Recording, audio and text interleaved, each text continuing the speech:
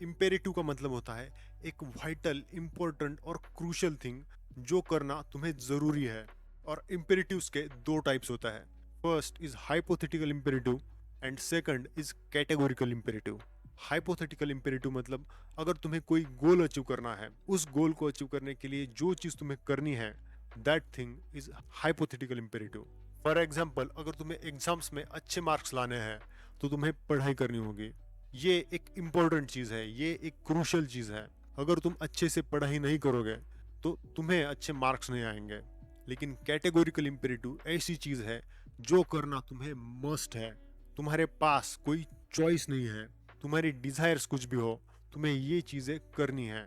That is categorical imperative. ये एक प्रकार का मॉरल ऑब्लिगेशन होता है and it comes under deontological ethics. मतलब this thing is not concern about results. Result चाहे कुछ भी हो, अगर कोई चीज करना तुम्हारी ड्यूटी है तो वो चीज तुम्हें करनी होगी। ये तुम्हें कैटेगोरिकल इम्पेरेटिव बताता है।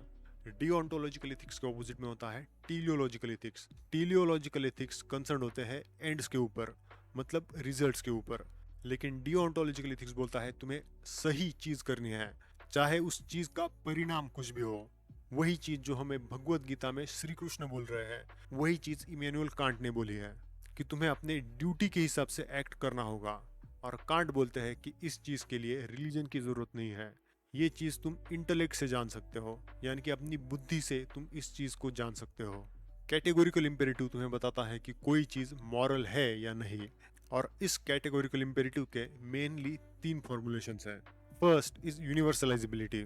इसमें कांट कहते हैं act only in accordance with that maxim through which you can at the same time will that it become a universal law।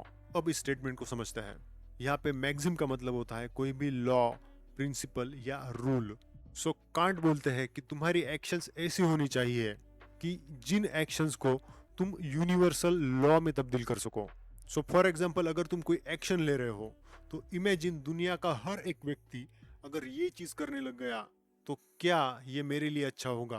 For example, अगर कोई चोर चोरी कर रहा है और अगर हम चोरी को यूनिवर्सल लॉ बना देते हैं तो दुनिया का हर कोई इंसान चोरी करने लगेगा। और कभी ना कभी जो चोर आज चोरी कर रहा है उसके घर में भी चोरी होगी।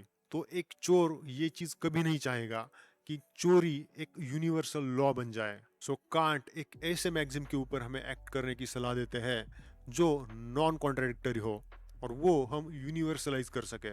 Then second is the formulation of humanity. Kant बोलते हैं do not treat anyone as mere means to an end. यहाँ पे मीन्स का मतलब होता है साधन और एंड्स मतलब जो चीज तुम्हें साध्य करनी है वो चीज। सो मीन्स मतलब टूल्स और एंड मतलब तुम्हें जो गोल अचीव करना है वो गोल। तो कांट बोलते हैं कि अगर तुम्हें कोई गोल अचीव करना है तो उस गोल को अचीव करने के लिए तुम चीजों का इस्तेमाल कर सकते हो, लेकिन तुम इंसानों का इस्तेमाल नहीं कर सकते। तुम इंसानों को एज अ साधन, एज अ टूल यूज नहीं कर सकते। तुम्हें इंसान को इंसान की तरह ट्रीटमेंट देनी होगी, तुम्हें इंसानियत दिखानी होगी। लेकिन आप किसी कंपनी के लिए काम कर रहे हो या फिर कोई आपके लिए काम कर रहा है तो वो इंसान आपके लिए एज अ मीन काम कर रहा है। तो क्या एज पर कैटेगोरिकल इम्पेरेटिव ये चीज इमोरल है? So the answer is no.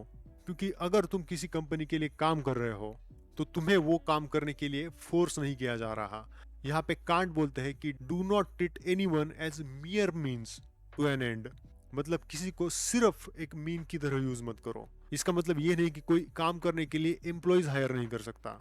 जब कोई किसी के लिए काम करता है तो उस काम के लिए दोनों पार्टीज में एग्रीमेंट होता है और तुम्हें तुम्हारे काम के लिए कुछ पैसे दिए जाएंगे। सो अगर तुम बैंक में नौकरी कर रहे हो तो बैंक के लिए तुम एज अ मीन हो, लेकिन बैंक तुम्हें वो काम करने के लिए फोर्स नहीं कर रही है। लेकिन अगर कोई इंसान बिल्डिंग बनाने के लिए स्लेव्स रखता है सो बिल्डिंग उस इंसान का एंड हो गया और स्लेव्स आर मेयर मीन्स।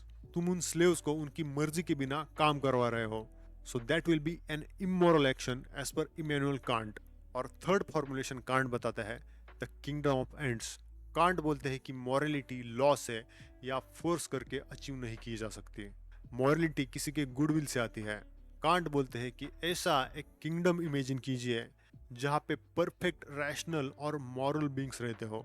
वहाँ पे जितने भी सारे लोग हैं वो मॉरल है, एथिकल है, रैशनल है। और इमेजिन करो कि तुम इस किंगडम के लॉ मेकर हो और तुम्हारे एक्शंस उस किंगडम के द्वारा अप्रूव या डिनाई किए जाएंगे। तो उस केस में तुम किस तरीके से एक्ट करोगे। सो ये किंगडम ऑफ एंड्स का जो कॉन्सेप्ट है वो कांट का जो सेकंड फॉर्मुलेशन है उसी का एक एक्सटेंशन है। किंगडम ऑफ एंड्स एक ऐसी हाइपोथेटिकल जगह होगी जहाँ पे लोग एक दूसरे को रिस्पेक्ट करेंगे, एक दूसरे को एज एन एंड ट्रीट करेंगे, जहाँ पे हर कोई रैशनल बीइंग होगा, हर कोई यूनिवर्सल लॉज फॉलो करेगा। और किंगडम ऑफ एंड्स एक तरह की इमेजिनेटिव यूटोपियन सोसाइटी है। तो ये था कांट का कैटेगोरिकल इंपेरेटिव। अगर आपको ये वीडियो पसंद आया हो तो वीडियो को लाइक कर दीजिए और चैनल को सब्सक्राइब कर दीजिए। और मैं आपको मिलता हूँ नेक्स्ट वीडियो में।